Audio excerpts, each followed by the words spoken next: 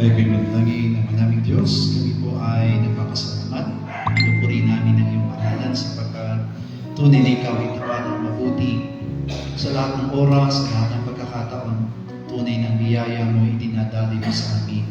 Salamat po sa pagkakataon ito na ibinigay mo sa amin upang kami ay makapanalangin, upang kami ay makinig at mag-aral ng iyong mga salita. Dalangin po namin naman na palawakin at palaguin mo ang aming mga pananampalataya. Nawa ang aming mga paglilingkod ay maging karapat-dapat sa iyo. Sa pamamagitan po ng mga salitang aming tinatanggap, ay matutunan namin ang lahat ng kalooban at nais para sa aming mga buhay. Bless every one of us, Lord. Hayaan mo, Panginoong Diyos, na patuloy namin makita at matanaw ang kadakilaan ng iyong pag-ibig sa buhay ng basa mo sa amin. Na anuman ang aming maririnig, ito'y magiging karanasan at katatagan sa aming paglilingkod at pananampalataya. Pagpalain mo rin yung mga kamay na walang sawang nagbibigay, nagkakalob ng kanyang mga handog para sa iyo, Ama. Kaya Ama, na patuloy na sukyan mo ito ng iyong kabutihan at ng iyong katapatan. At ikaw magbalik dito ang Diyos na nagumapaw at siksik na pagpapala sa kanila. Salamat po, Ama. Binabalik namin sa iyong papurit pagsamba sa pangalan po ng aming Panginoong Jesus. Amen. Palakpakan po natin ang ating Diyos. John chapter 1, 12 and 13. Juan John chapter 1, 12 and 13. 1:12 hanggang 13. Datapwat ang lahat ng sa kanya'y nagsitanggap, ay pinagkalooban niya sila ng karapatang maging mga anak ng Diyos. Sa makatwid bagay, ang mga nagsasampalataya sa kanyang pangalan, na mga ipinanganak hindi sa dugo, ni sa kalooban ng laman, ni sa kalooban ng tao, kundi ng Diyos. John chapter 1 from verse 1 to 18. That is very most important teaching of the John. Napakalaga po na maunawa natin mabuti ng Juan Kabanatang 1, Talatang 1 hanggang 18, ang pinakamahalagang turo ni Apostol Juan.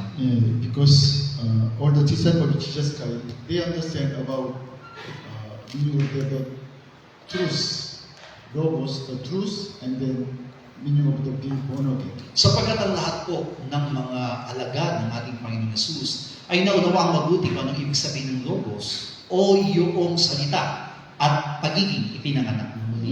This evening, we have to check what's the being born again. Kaya naman sa gabing ito ay kailangan natin din maunawang mabuti ano nga po ba yung tinatawag na ipinanganak ng muli? Because there's no right having knowledge or needless mind. Sapagkat wala tayong matatamong kahit na anong buhay sa karunungan o sa mga marelyosong pananampalataya. That's why really, through the Bible, we have to understand how can we be born again. Kaya mas sa pamagitan lamang ng salita ng Diyos o ng Biblia ay maunawa natin mabuti paano nga ba ipinapanganak ng muli. John chapter 1, 12, 13 says about also born again. Sapagkat maging ang Juan Kabanatang 1, Talatang 12 hanggang 13 ay nagtuturo po sa kapanganakang muli. That's why verse 12, as many as receive Logos, Jesus Christ, also Logos in Jesus Christ, to them to give the right to become children of God to those who believe in His name. Sinabi niya mismo na dadapat ang lahat ng sa kanya ay magsitanggap kay Jesus o sa Logos ay pinagkalooban niya sila ng karapatang maging mga anak ng Diyos sa makatuwid bagay ang mga nagsasampalataya sa kanyang pangalan.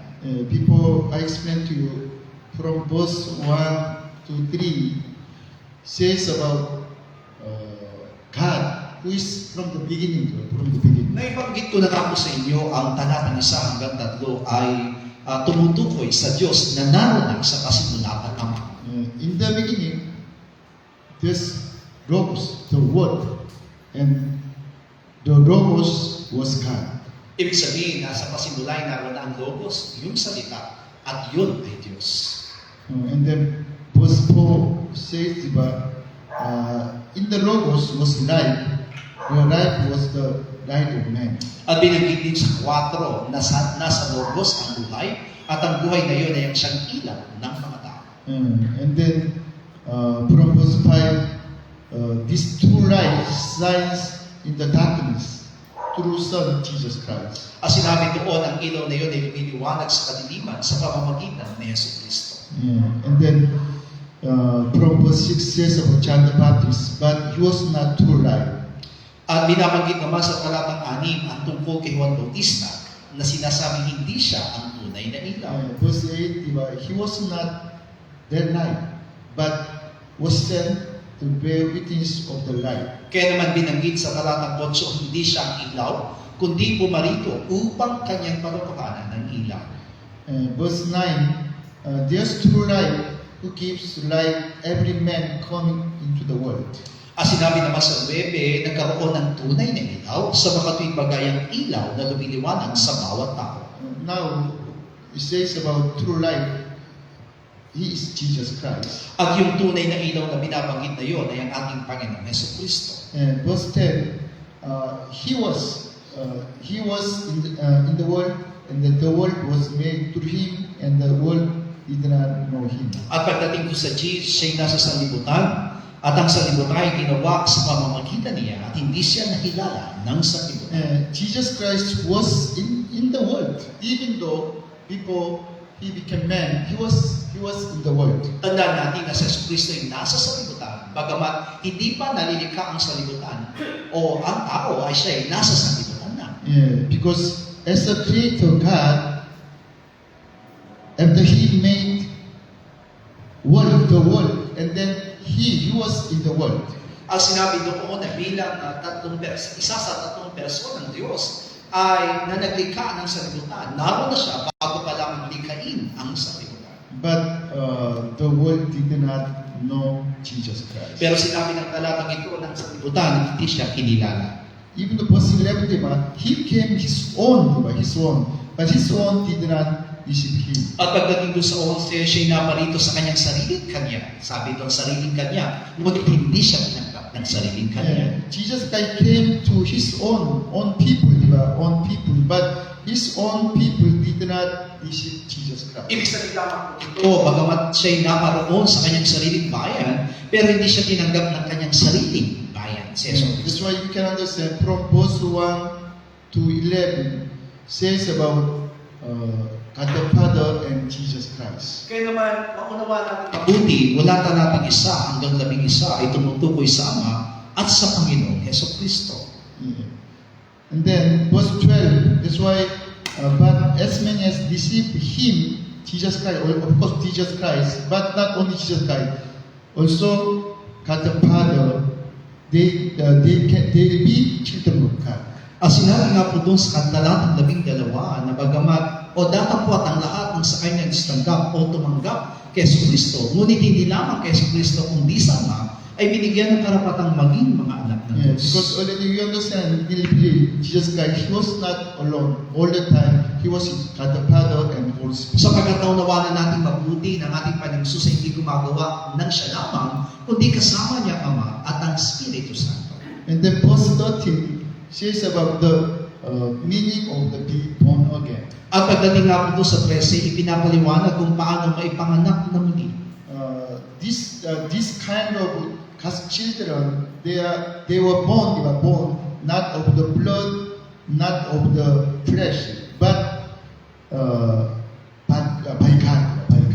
At sinabi nga po ng 13 na yung mga itinuring na mga anak ng Diyos ay hindi ipinanganak dahil sa dugo o dahil sa kalooban ng laman, kundi sa Diyos. That's why John chapter 17 verse 3, this is the night you may know Jesus Christ and then God the Father. Kaya naman sinabi at binanggit doon sa 1, Kabanatang 17, talatang 3, na ito ang buhay na walang hanggan, ang kilalanin ng nag-iisa at tunay na Diyos at ang kanyang anak na si Dugo na si Kristo. We have to be born again by God, Trinity God. Ibig sabihin, kailangan tayo may panganak na muli sa pamamagitan ng tatlong persona ng Diyos. Not only blood of Jesus Christ, not only the Logos, not only the Holy Spirit. Hindi lamang po sa pamamagitan ng dugo ni Kristo, hindi lamang sa pamamagitan ng Logos, at hindi lamang sa pamamagitan ng banal na Espiritu. We have to really be born again by God, also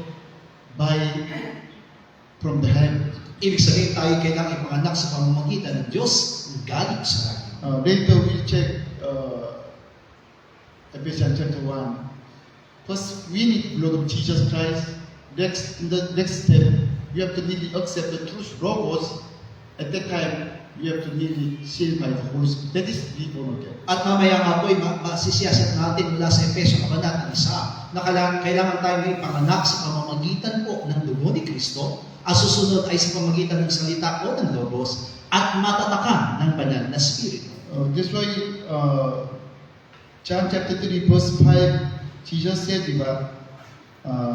I said to you, unless one is born of water and spirit, he cannot into the kingdom of God. Kaya naman sa 1 Kabanatang 3, talatang 5 ay sinabi ng ating Panginoong Jesus, na di man ang tayo panganak ng tubig at ng Espiritu, ay hindi siya makapapasok sa kaharian ng Diyos. In the verse 6, he said, that which is born of the flesh is flesh, but born of the spirit is spirit. At pagdating doon sa talatang 6 ay sinabi niyang ipinanganak sa laman ay laman nga, at ang ipinanganak ng Espiritu ay Espiritu. Yeah, because this Nicodemo, he could not understand about being born again. Sapagkat maging si Nicodemo ay hindi niya naunawa ang mabuti kung anong tinatawag na kapanganakang muli. That's why verse 4, Nicodemo said to him, how can a man be born when he's old? Because he cannot into the second time mother's womb and be born again. Kaya naman ay tanong ni Nicodemo sa talatang 4, paano may panganganak ang tao kung siya'y matanda na? Makakapasok ka baga siya sa bilang ikalawa sa tiyan ng kanyang ina. Nicodemo, he tried to understand about being born again physically, not spirit. Ibig sabihin, si Nicodemo ay inuunawa niya kapanganak ng muli sa pamamagitan ng pisikal, hindi ng espiritu. Yeah, that's why Jesus said, be born again by the water and the spirit.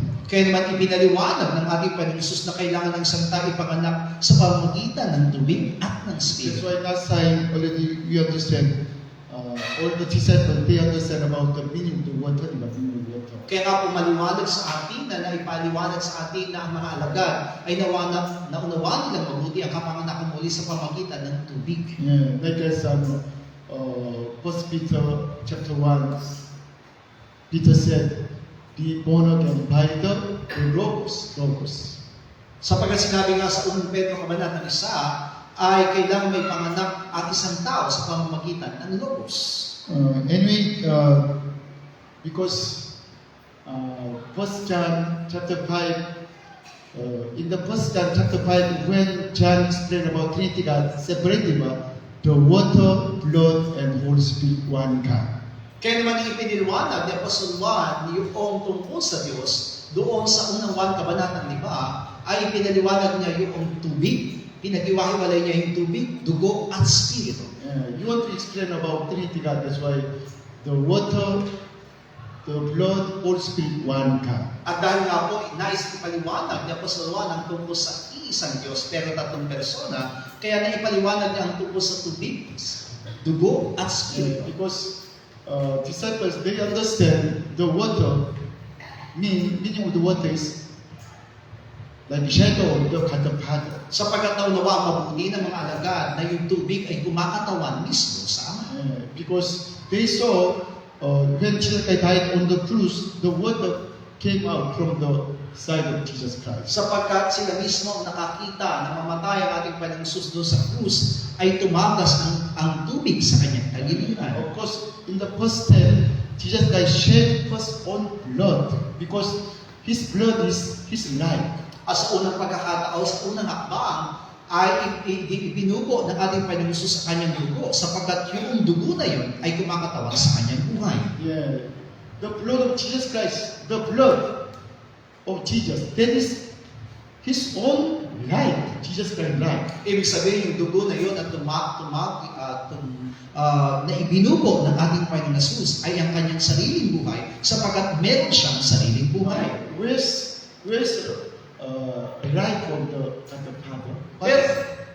Pero nasaan po ba yung taglay na buhay naman ng Diyos Ama? It's simply, but in the Bible we can understand the Logos, this life, God the Father's life. Sapagkat naniniwala tayo na yung buhay ng ating Diyos Ama ay nandoon sa Logos sapagkat taglay dito ang buhay. Yeah, that's why in the first step, we have to really accept the life of Jesus Christ through His blood. Kaya naman, kailangan ang unang hakbang na dapat po natin gawin ay tanggapin natin ang buhay sa pamamagitan ng dugo ni Jesus. The second step, we have to really accept the Logos Logos as a life of God the At Father. ang pangalawa naman ay ang pagtanggap doon sa tinatawag na Logos bilang buhay po ng Diyos Ama. Yeah, that's why disciples they understand the meaning of the water. Be born again, water, the water and Holy Spirit.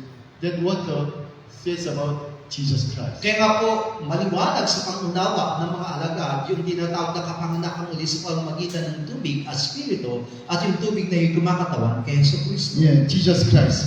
Same because not only God the Father. Already I told you, we have to be born again by the Trinity God.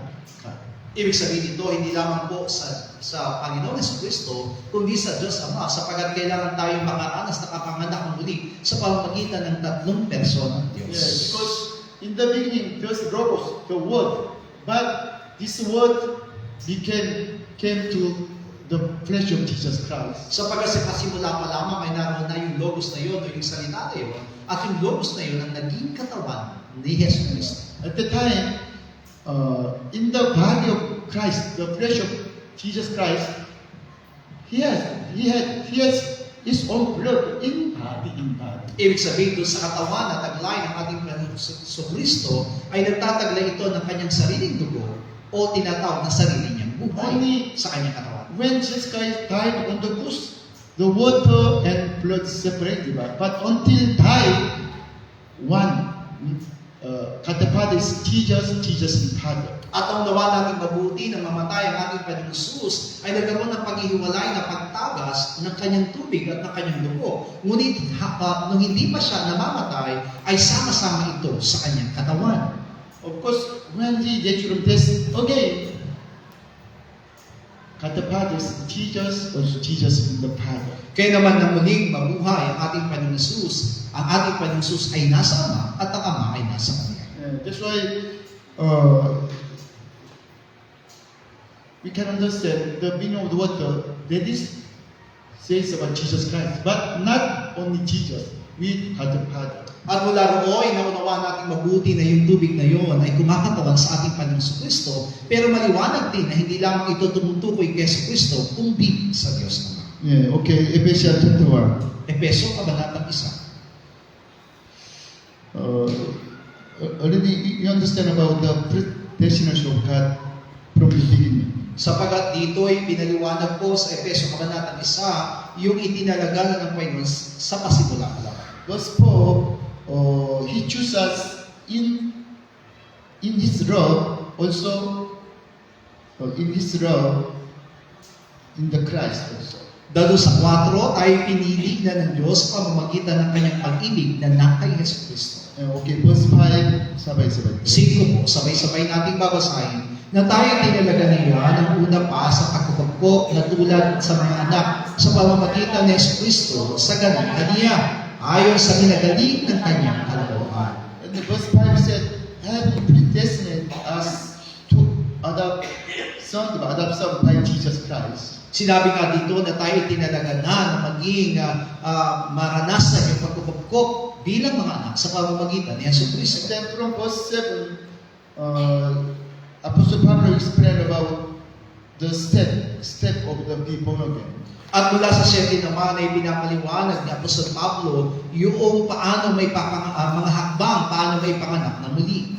Verse 7, diba? In Him we have redemption through His blood, the forgiveness of sin according to His riches of His grace. Na sinabi nga diyan na sa Kanya ay meron tayong ating katubusan sa pamamagitan ng Kanyang dugo sa kapatawaran ng ating mga kasalanan ayon sa kayamanan ng Kanyang biyaya. There's some more clearly explained Ephesians chapter 2, diba?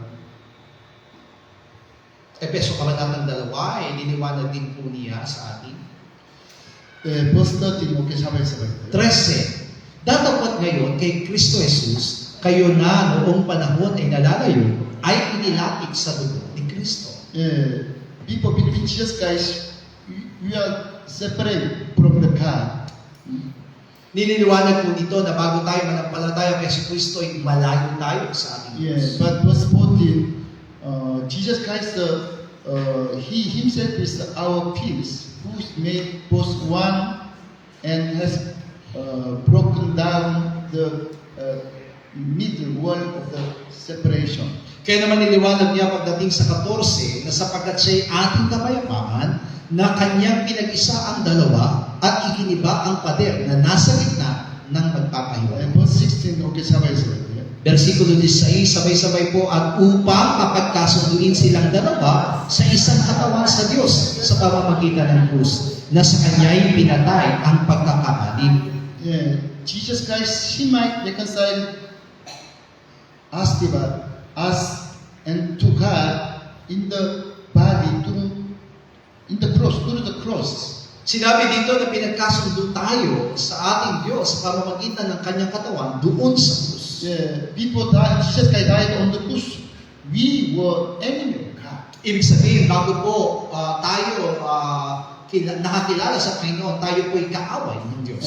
Before Jesus Christ died on the cross, there's strong word between God to us. Kaya naman bago mamatay ang ating Panginoon Jesus ay mayroong malaking pader sa pagitan natin at sa Diyos. Yeah, but through His death on the cross, He's destroyed that strong wall. Pero sa pamagitan ng kamatayan ng ating Panginoong Kristo, binasak niya yung pader na yun sa pagitan natin at ng Diyos. That's why when Jesus Christ died on the cross, the curtain the destroyed from the up to down in the most in the temple of God. Iyan ang dahilan kung bakit nang mamatay ang ating Panginoong Jesus ay napunit yung kurtina doon sa templo ng Panginoon mula sa itaas hanggang sa ibaba. That's why verse 18, diba? Through Him, through Jesus Christ, we both have accepted by one Spirit to the Father. As sinabi doon sa versikulo 18 na sa pamamagitan ng Kristo, tayo'y mayroong pagpasok ng isang Espiritu rin sa Ama. Hallelujah. Amen. Yeah. Really thanks God because before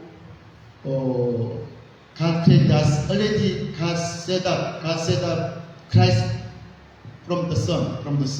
At nagpapasalamat tayo sa Diyos sapagkat bago pa naman tayo nalikha, ay naroon na po yung pag-aayos ng Diyos sa pamamagitan ng Kanya. Yeah, because God knows about mankind, diba? Time come, all the men will be sinner. He knows about it. Sapagkat alam ng Diyos ang magiging kalagayan ng mga tao na ang mga tao ay magiging mga makasalanan. Thanks God because even though this time also I can see my old men, strong old men. Kaya naman, nagpapasalamat ako sapagkat hanggang sa kasalukuyan ay nakikita ko kung gaano kalakas yung aking lumang pagkatao. Because when I saw my old man, I can come to the cross and die again.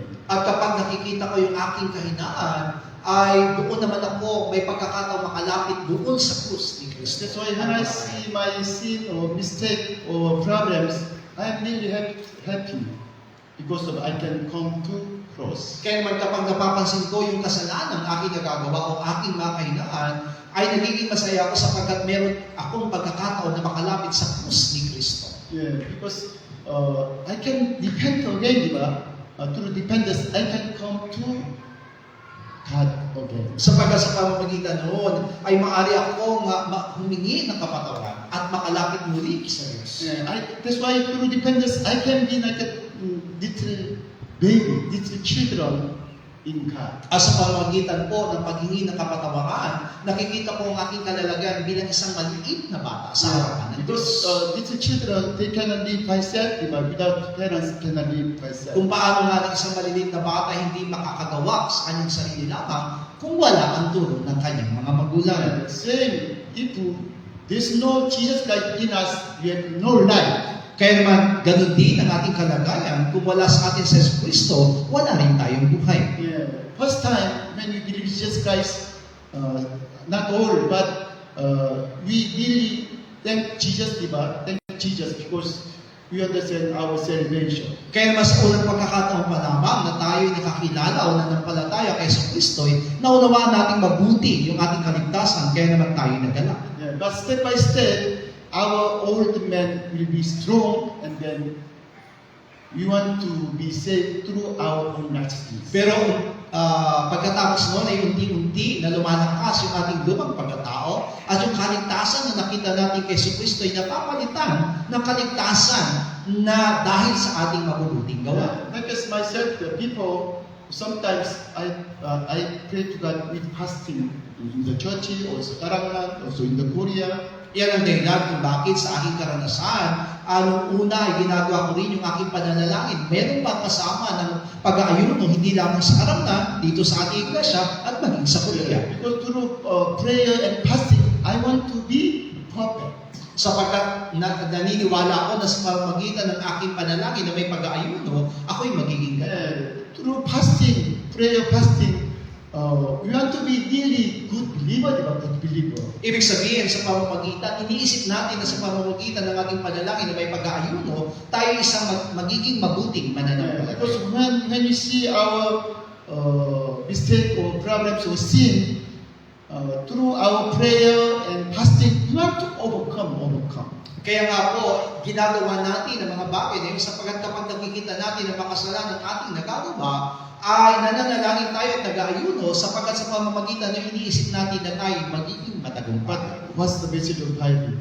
We can overcome by the faith. Pero anong mensahe ng Biblia na tayo magtatagumpay sa pamamagitan lamang ng We pananampalataya? cannot overcome by ourselves. We can overcome by through Jesus Na hindi Christ. tayo magiging matagumpay sa pamamagitan ng ating mga sarili, kundi magtatagumpay tayo sa pamamagitan lamang ng Jesus. The abide in Jesus, stay in Jesus Christ, and let the Jesus Christ live in us. That is the overcome the evil one. Ibig sabihin, sa pananatili natin kay Kristo, hayaan po natin na si Kristo o sa pamamagitan niya na tayo po ay maging matagumpay. Siya lamang yung ating katagumpayan. But thanks God, this time really I can understand what is the meaning to be born again. Kaya naman nagpapasalamat ako sa Diyos sapagkat lubos kong naunawang mabuti kung anong ibig sabihin ng kapanganakan muli. And then I can understand about the old man myself that is connected to devil.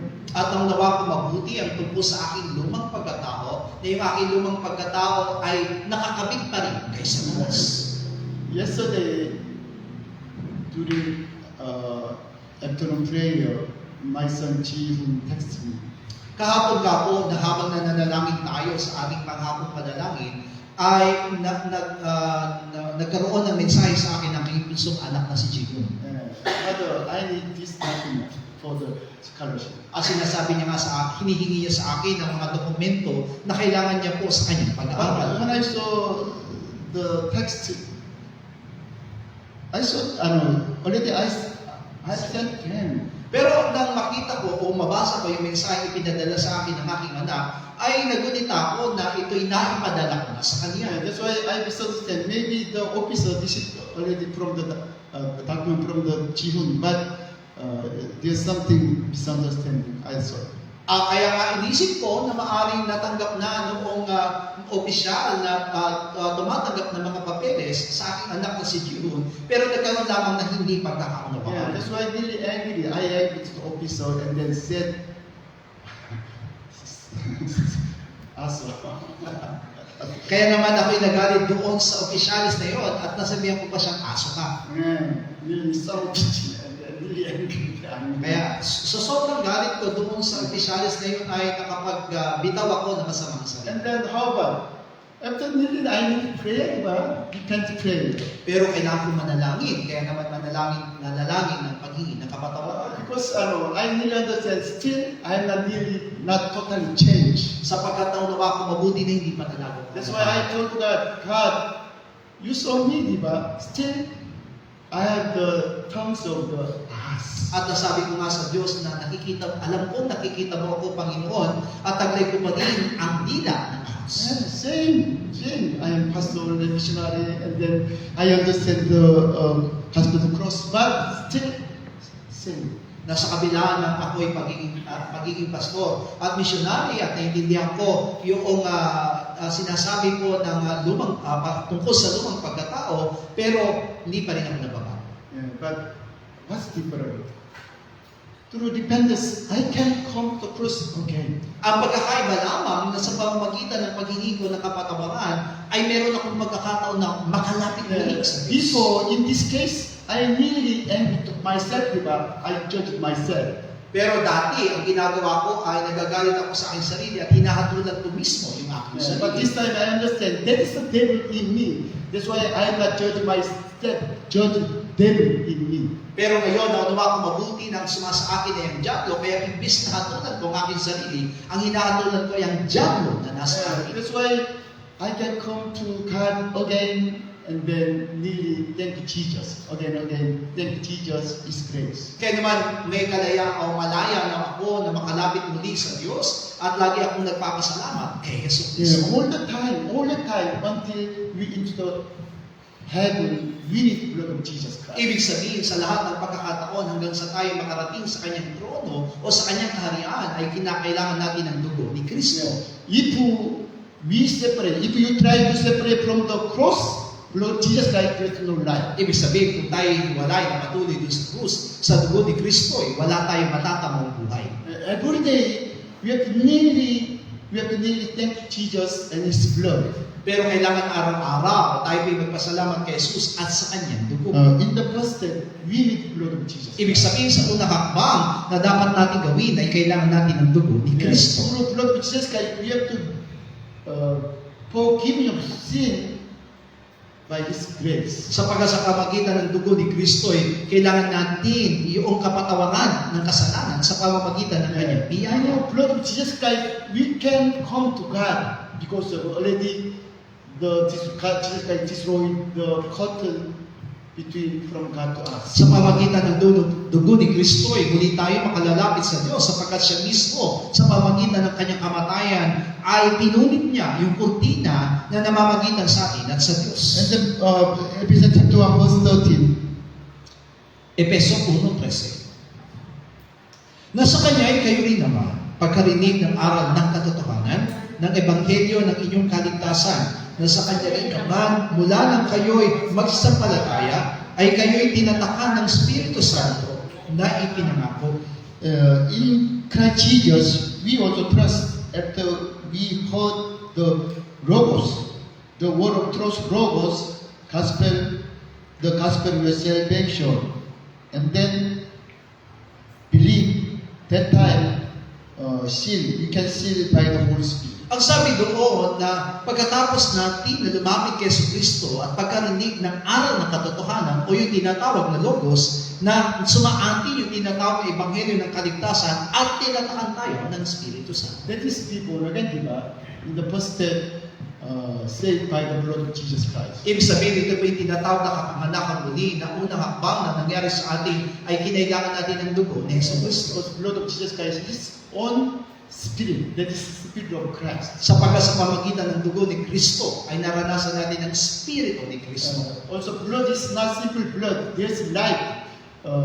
Life and blood is one same. At tandaan natin, hindi lamang ito basta-basta dugo, sapagkat naroon sa dugo iyon ang buhay. Kaya naman ang buhay at dugo ay iisa. Jesus Christ, He gave to us His life, His blood on the cross. Ibig sabihin, sa Kristo mismo ay binigay niya mismo yung kanyang buhay sa atin sa pamamagitan ng kanyang dugo doon sa krus. And then God the Father, He gave to us His life through Jesus Christ. At sa pamamagitan lamang naman ni Kristo ay binigay ng Ama ang kanyang buhay sa atin. Because this God the Father's life in His word. Bakit? Sapagkat taglay ng Diyos Ama ang kanyang buhay sa kanyang salita. That's why John chapter verse 4, diba? In the Logos, there's life. Iyan ang dahilan kung bakit sinabi sa 1 Kabanatang 1, talatang 4 na mula sa Logos na iyon ay ang buhay.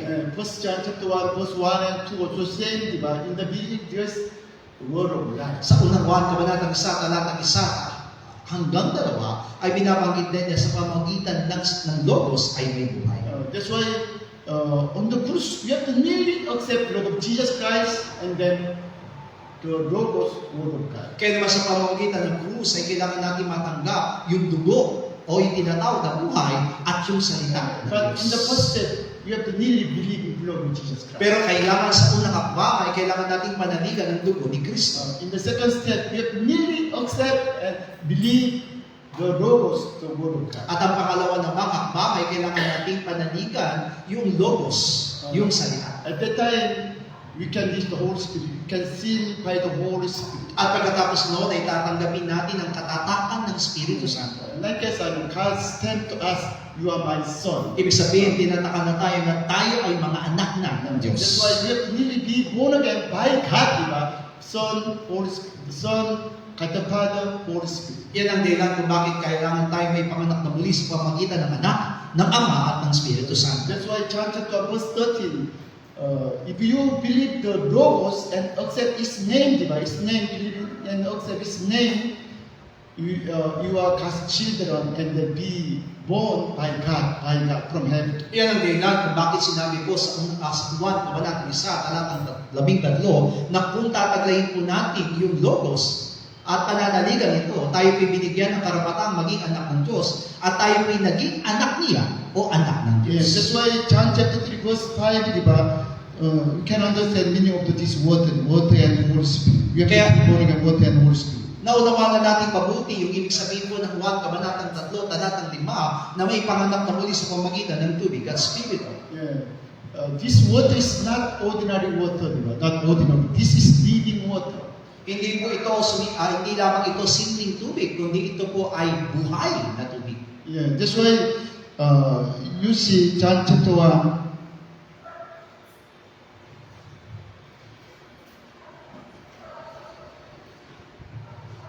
Verse 33. Juan, Kabanatang 1, talatang 33, 34, sabay. 34. At siya hindi ko nakilala, datapwat ang nagsugo sa akin upang bumautismo sa tubig, ay siyang nagsabi sa akin, ang nakita mo babaan ng Espiritu at manahan sa kanya, ay siya nga ang bumabautismo sa Espiritu Santo, at aking nakita at pinatotohanan kong ito ang anak ng Diyos. Yeah. John the Baptist one day came to Jordan River and then baptism. Isang araw nga po ay dumuon si Juan Bautista sa ilog ng Jordan upang mabautismo. Yeah, that's why they ask, like at verse 25, who are you? Are you Christ or Elijah? They are asking. Yan ang dahilan kung bakit sa 25 sinabi niya, bakit? Ikaw ba ang Kristo o ikaw ba si Elias? Yeah, verse 26, I am only giving to you water baptism, but time come, the one who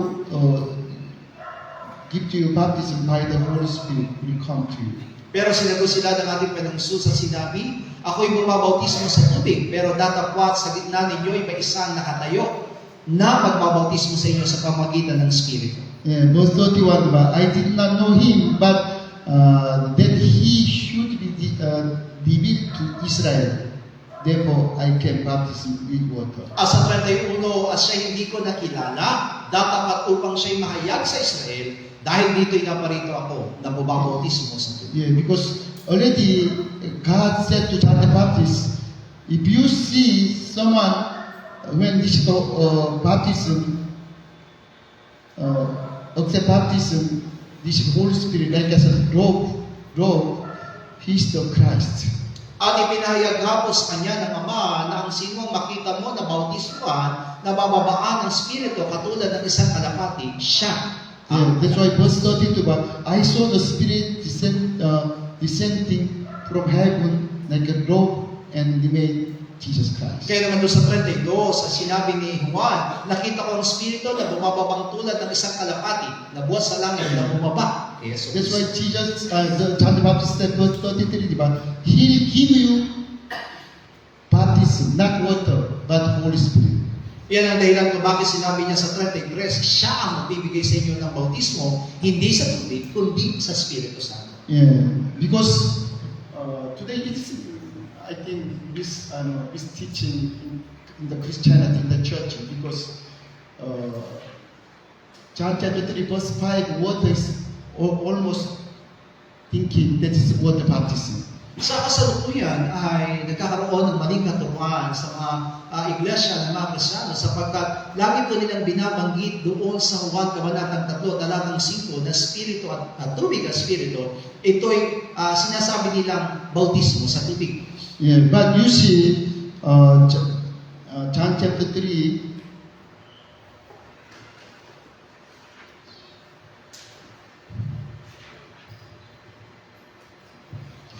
20 to 23. 22-23. Pagkatapos ng mga bagay nito ay nagsiparwan si Jesus at ang kanyang mga alagad sa lupain ng Judea at doon siya tumira na kasama nila na bumabautismo. At bumabautismo rin naman si Juan sa Enon na malapit sa Salim sapagkat dooy maraming tubig at sila'y nagsiparwan at nakabautismohan. Yeah, already in the John chapter 3 verse 5, Jesus said to Nathanael and disciples, be born again, diba? Meaning to be born again. Binanggit na nga po ng ating Panginoong Jesus kay Nathanael at sa ibang mga alagad ng ating Panginoong Jesus sa Juan Kabanatang 3, Talatang 5, ang kapanganakang muli. After this one, Jesus Christ and disciples, they went to Jordan River and then give to them water baptism. At pagkatapos nga po noon, sila'y pumanaog doon sa ilog ng Jordan upang magpabautismo. Also, John the Baptist also near place of the Jesus Christ also give to people water baptism. At yan din ang ginawa ni Juan Bautista na mula doon sa malapit sa lugar ng ating Panginoong Kristo ay nagbigay ng bautismo. And then verse 26, his disciples said to John the Baptist, thereby he who was with you beyond the Jordan, to whom you have testified, behold his baptism, and that all are coming to him. Ang sinabi ng mga alagad ni Juan sa 26, Rabbi, yaong kasama mo sa dako paroon ng Jordan na binigyan mong patotoo, narito siya'y bumabautismo at ang lahat ng mga tao ay nagsisiparon sa kanya. Yeah, but John chapter 4, verse 1 and 2.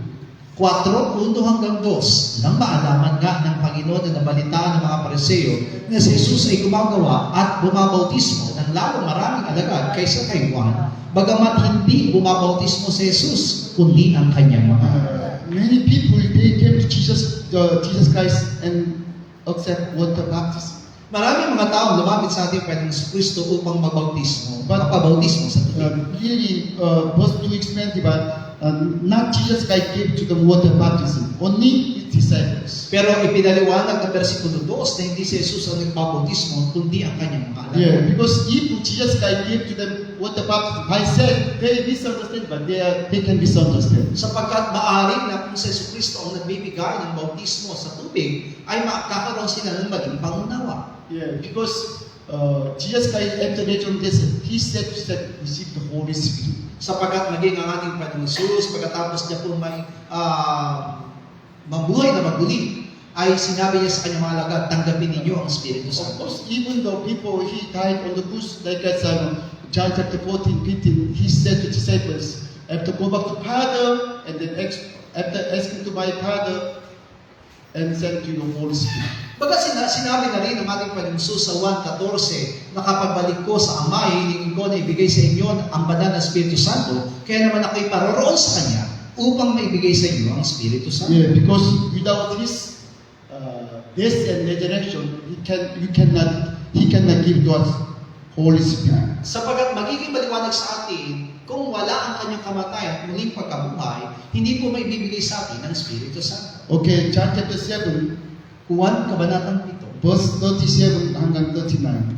37 hanggang 39. Nang huling araw nga, ng dakilang araw ng kapistahan, si Jesus ay tumayo at sumigaw na nagsasabi, kung ang sino mang tao ay nauuhaw, ay pumarito siya sa akin at uminom. Ang sumasampalataya sa akin, gaya ng sinabi ng kasulatan, ay mula sa loob niya iaagaw sa mga ilog ng tubig na buhay. Ngunit ito'y sinalita niya tungkol sa Espiritu na tatanggapin ng mga magsasampalataya sa Kanya sapagkat hindi pa ipinagkakaloob ang Espiritu sapagkat si Jesus ay hindi pa niluluwalhati.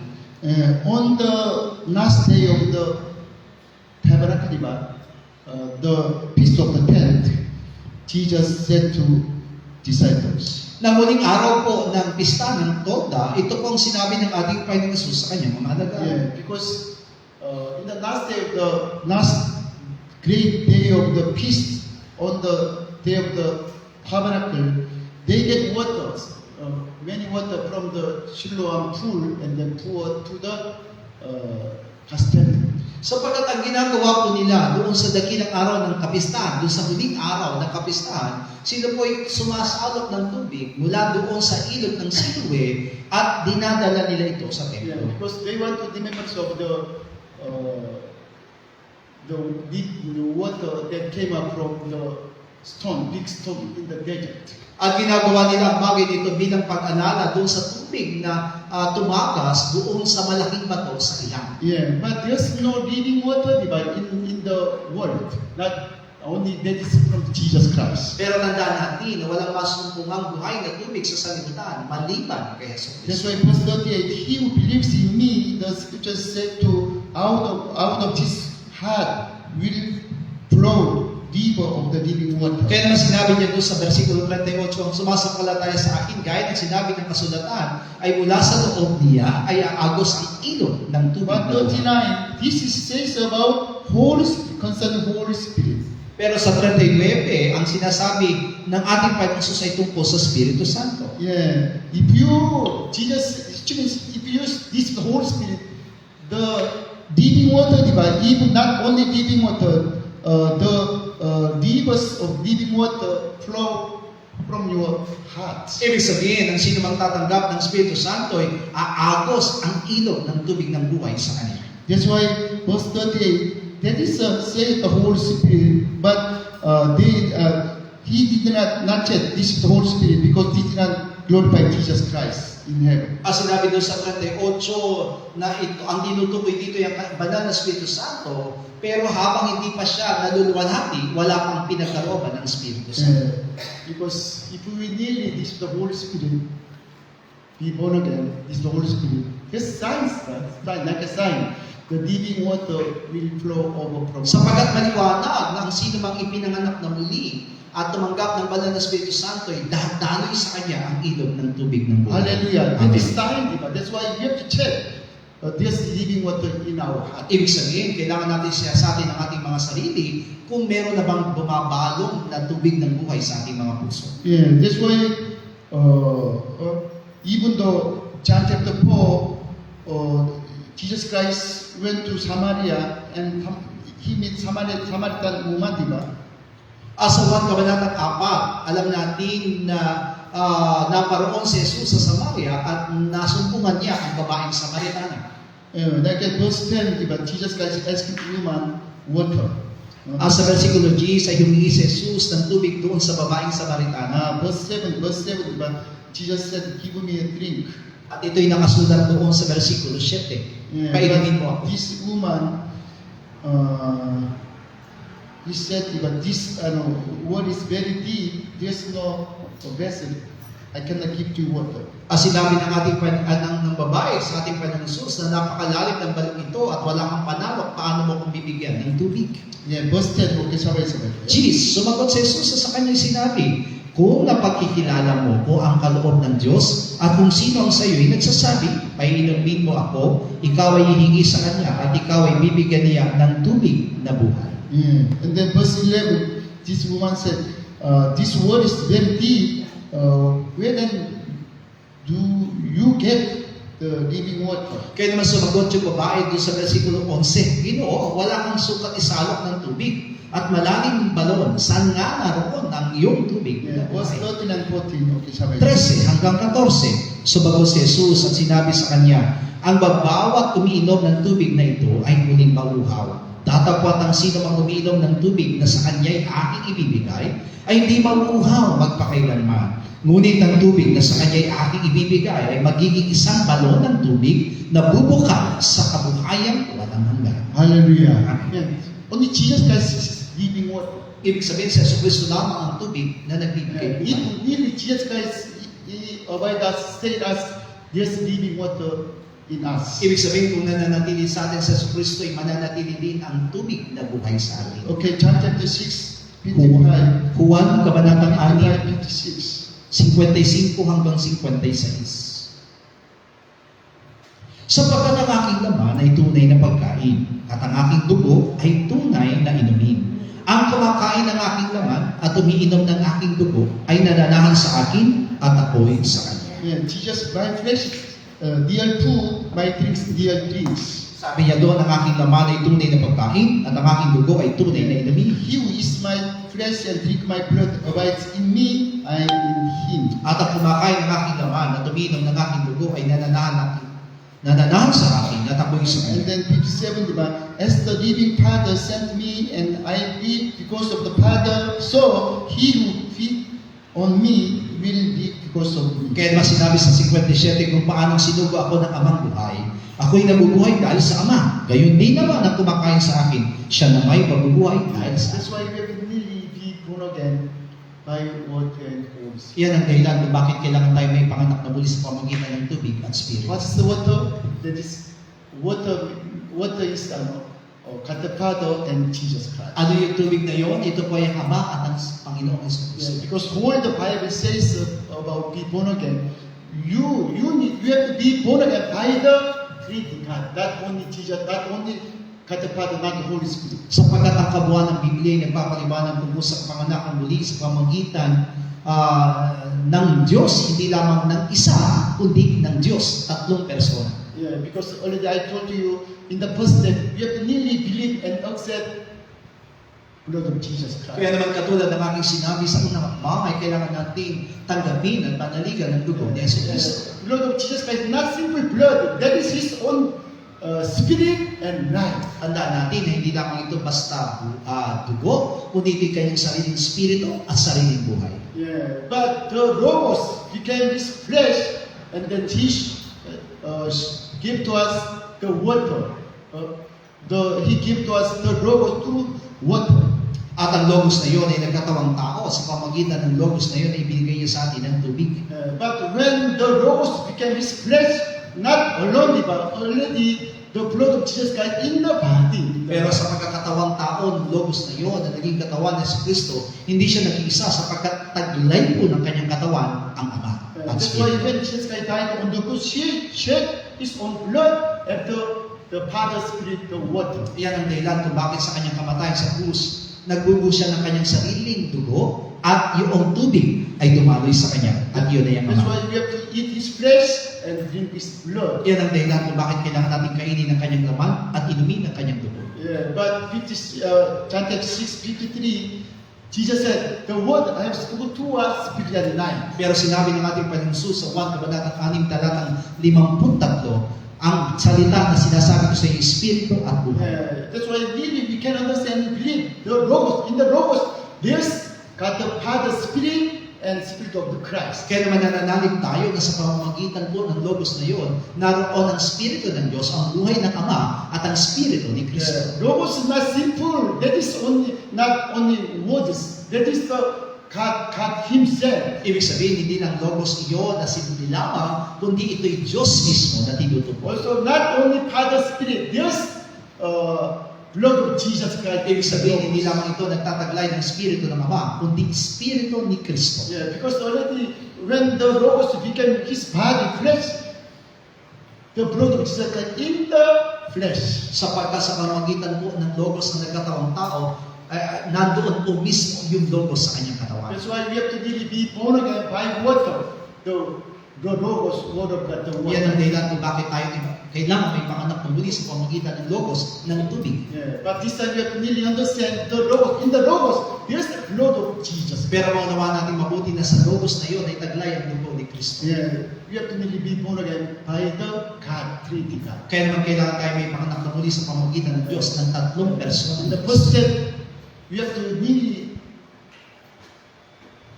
born again by the blood, and then in the second step, the water, Logos, and then sealed by the Holy Spirit. Na sa unang pagkakataon ay kailangan may panganak na tayo muli sa pamamagitan ng dugo ni Kristo o yung buhay. At ang pangalawa ay yung tinatawag na tubig o yung Logos. At ang pangatlo ay matatakan tayo ng Espiritu Santo. After be born again, this signs the living water will flow over from At pagkatapos tayo may panganak na muli, magkakaroon ng tanda na kung saan ang tubig ng buhay ay dadaloy sa atin. You check yourself today. Kaya naman kailangan natin suriin ang ating mga salita. Already if you really be born again, you can live by the Holy Spirit. Sapagkat kung tayo pinanganak na muli, tayo may pinapangunahan na ng Espiritu Santo. But even though if you have no feeling, no more mind through this kind of message, and then when you reading the Bible, you are very far from the people. Pero hanggang sa kasalukuyan, hindi tayo nakakaranas ng anuman habang nakikinig tayo ng salita ng Diyos. Ibig sabihin, malayo pa tayo sa kapanganakan ng mundo. I don't know how many our members they understand about about the old man ourselves. At hindi ko rin alam kung ilan na ba talaga nakakaudawan tungkol sa ating lumang pagkatao. Because without without need of the Holy Spirit, helping the Holy Spirit, it is very hard to understand. Sapagat alam ko na kung wala ang pangunguna ng Espiritu Santo, mahirap unawain nila. Yeah, you see, like it's my wife. All the time he heard about my message in the church. Katulad ng aking asawa, alam ko na madalas niya na naririnig yung mga mensaheng aking pinapangaral sa iglesia. But only this time in the Korea, she understand about old men. Pero alam niyo po ba, sa kasalukuyan niya lamang naunawanan tungkol sa lumang pagkatao habang siya nananatili sa Korea. You know, she said to me, I really understand I am sin. At nasabi niya sa akin, ngayon ko naunawaan mabuti na ako yung isang makasama. Yeah, she said to me, I can understand really about mankind. You are all evil, very evil. At naunawaan ko mabuti ngayon kung gaano kasama ang lahat ng mga tao sa sanlibutan. Yeah, because my mother-in-law, there's something problem in the brain because of the bloodline, the close. Sa kasalukuyan po ay may problema po sa pisikal na katawan yung aking benang babae na nagkaroon ng barado sa kanyang dinadaloy ng dugo sa kanyang ulo. The doctor said one of the reason is maybe she got some stress. At ang isang dahilan kung bakit daw nagkakagano ng isang tao dahil sa kabalisahan. We understand she got stress from her first daughter-in-law. Pero alam niyo po ba na yung kabalisahan niya ay galing po sa kanyang manugang na babae? That's Sa why nanay niya anak. in the New Year, Korea New Year, we said to father-in-law, please not allow to the first daughter-in-law visit to house. Kaya naman nakiusap kami kasama ng ibang niyang mga anak doon sa aking benang lalaki na sa Chinese New Year ay wag nang imbitahan muna yung manugang niyang babae na pumunta sa kanyang bahay. Because they want to come, they want to visit to promise the babae because they want to get some inheritance. They want to get. Sapagkat ang totoo po, itong aking bilas na ito ay gusto-gusto pumunta doon sa bahay ng aking benang, hindi dahil para bisitahin ang aking benang, kundi para sa mana. But when his daughters explained to father not understand, but he doesn't like change mind because he said to daughters, I want to meet my grandson. Pero habang ipinapaliwanag po ang mga bagay nito doon sa aking binang lalaki, ay hindi po siya pumapayag doon sa aming panukala sapagkat ang ikinakapira niya, hindi siya pumunta kasi gusto ko makita ang mga apo ko. Yeah, because she means I have no mind about my wife's death, brain death or something problem. She no mind, but only I want to meet my grandsons. Ibig sabihin sa kanyang kapasyahan, hindi na mahalaga sa kanya kung mamatay sa kabalisahan yung kanyang asawa. Ang mahalaga sa kanya ay makita niya ang kanyang mga apo. You know that is man. Say you are all Alam natin na yan ang tao. How long, diba? How long? Over 50 years, they are already couple, diba? Couple, husband and wife relationship. Alam niyo po ba na ang mag-asawang yun ay mag-asawa na sa loob ng 50 taon? Yeah, but even though his wife is sick in the brain, but never mind, no more mind. Just he want to stay in his happiness. Pero kahit na po nakita niya na mayroong karamdaman ng kanyang asawang babae, ay hindi niya inisip yung kapakanan ng kanyang asawang babae. Ang mahalaga sa kanya yung kanyang sariling kaligayahan. And then I can understand my wife is also mine. Yan ang dahilan kung bakit ang nabang ko mabuti yung iniisip ng aking Now asawa. she take care of her mother, even the father in the province. Sa kasalukuyan, ang aking asawa ngayon ang nag-aalaga sa mag-asawa na nanay niya at tatay. I know she loves nearly parents, but this time my wife saw her old man in her. Alam ko na kung gaano niya kamahal yung kanyang nanay at tatay, pero nananatili pa rin yung lumang pagkatao sa kanyang katawan. You understand? Which means sometimes ayaw, not happy himself to his parents. Kaya kahit na po ngayon ay naglilingkod siya sa kanyang tatay at nanay, alam ko na may mga pagkakataon na umaayaw na rin siya at ayaw niyang gawin. Yeah, that's why this time she can show her old man how much evil like a devil. Iyan ang dahilan kung bakit sa kanyang kalagayan ay nakita niya kung gaano kasama ang diablo na nasa kanya. This time And she can understand all the men, you are really sinner, you are not just devil, or you At are. naunawa niyang mabuti kung gaano kasama ang lahat ng mga tao, kung gaano ang diablo ay nag-ahari sa mga tao. Thanks God, because this time she can understand the old man, and then she will really be born again. At salamat sa Diyos sapagkat naintindihan niya na yung lumang pagkatao siya ay may papanganak ng muli. How long time already we explained to you about old men, but many members, our main members, they have no mind. Ibig sabihin, kahit na matagal na itong naipapaliwanag sa atin, pero marami pa rin sa mga miyembro natin ang hindi ito iniisip. They cannot come to the cross. Ibig sabihin, hindi sila nakalalapit sa Diyos. They are not really thankful to the blood of Jesus At Christ. hindi sila nagpapasalamat sa dugo ni Kristo. That's why they cannot be born again. Yan ang dahilan kung bakit hindi sila may papanganak. If we really be born again, the living water will come out from our heart. At kung tayo tunay na may papanganak na muli, ang buhay na tubig ay dadaloy sa atin. And then can follow Jesus At Christ. tayo may makakasunod kay Okay, Jesus. sister, let's pray. Tayo may mananalangin sa oras na ito. And sister, let's pray. Father, please send to me Holy Spirit. Ipanalangin natin na isubo sa atin ang banal na Espiritu Santo. Altogether, shout 3 times, let's pray. Oh my soul, overcome. Oh my soul, overcome. Oh my soul, overcome. And oh my soul, overcome. Ang mga Diyos, tuloy ka pa lang na nais na yan ang gagawin. Ang mga nasuliman ng mga ng Espiritu, sinasabi sa kami, ang mga patutunan namin ang mga salita niya. Ang siya sa litangan, ang mga salita namin ang papalitan, ang mga salita namin ang nais namin kayo. Sapagkat ang nais namin ang karoon natin at iyamang dumaloy o bumalo sa amin ang tubig na nagbibigay buhay. Kaya naman yan ang patuloy namin dinadalain sa iyo.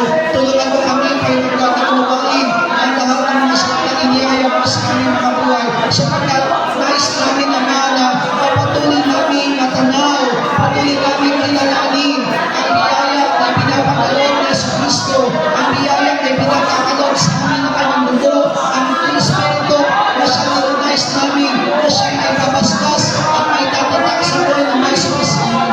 Tulungan mo kami, Panginoon, pagmamahayaan, Panginoon Diyos, na manalangin na aming kanyang magpapataw, pagmamahayaan manalangin sa aming Panginoon Diyos, ang lahat ng kasalanan ng sanlibutan, alam po namin at ang lalaki ng wakay namin, pagkay namin ang kasamaan, pero kayo hanggang panibigyan mo, nalanggap Panginoon Diyos, nagkakalam sa buhay ng boses namin, asawadanan namin ang pinagkakatiwanan, ikaw lamang po, hinahangat namin, ikaw lamang ang ninanayos namin, Panginoon Diyos, ipakalaw na sa amin ang limanan ng Espiritu Santo, tulad na sinabi mo sa iyong salita, kailangan namin matanggap, kailangan namin naranasan, kailangan namin mapaspas na limanan ng Espiritu Santo, upang makapangalakang gawin na siya na gawin mo ninaangkin, at ninanayos para sa amin, ay maranasan ang bawat isa, kailangan mo kami lahat, Panginoon God, pagpapamayaan ang mga salitang narinig namin, kaya mo na mga salitang ito ay mag-iingat, ay patuloy na tumubo